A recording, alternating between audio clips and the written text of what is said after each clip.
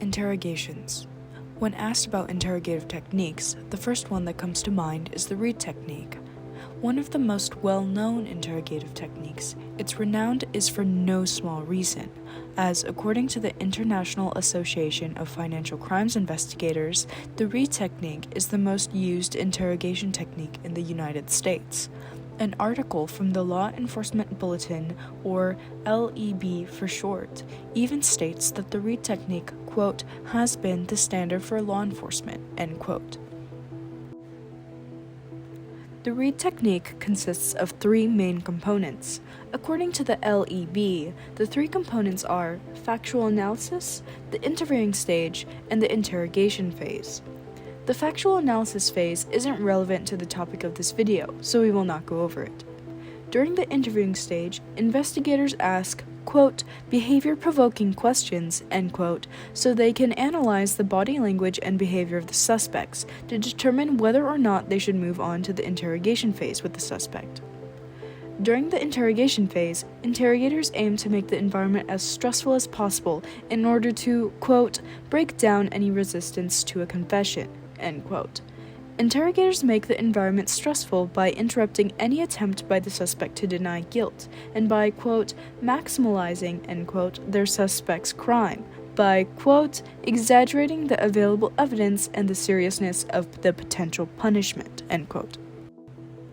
These tactics of the Reid technique are often criticized on their ethics and effectiveness.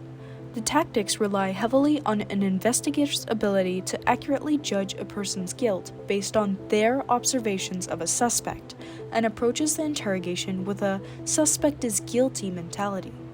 With the sole goal of the interrogation being to obtain a confession, the gathering of new information that may be helpful in solving the case is not prioritized.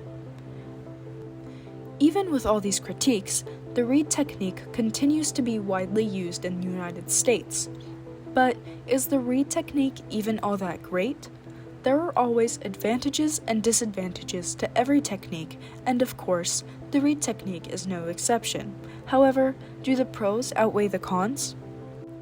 I have watched many interrogation videos over the years, and I have noticed certain patterns within the videos containing false confessions and false convictions, and that commonality is the Reid technique.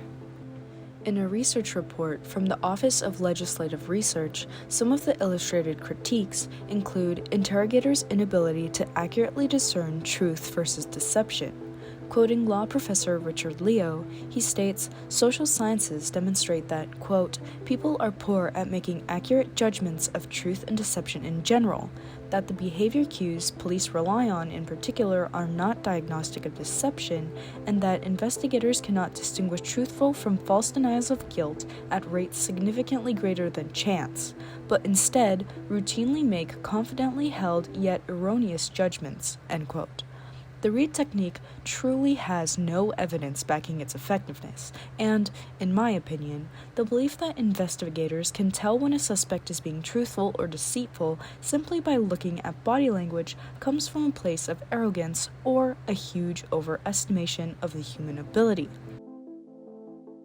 Science does not support the effectiveness of the Reid technique, so I'd like you to think about why it's still so widely used. Shouldn't the government system use techniques based on empirical evidence, or is it maybe not that important? I think that empirical evidence is a crucial part in determining what techniques and tactics to use against real people in real criminal investigations. I'd like you to leave this video thinking about the importance of scientific data and evidence, and why some people, maybe even you, choose to ignore it. Thank you for watching this video essay. Here's my works cited.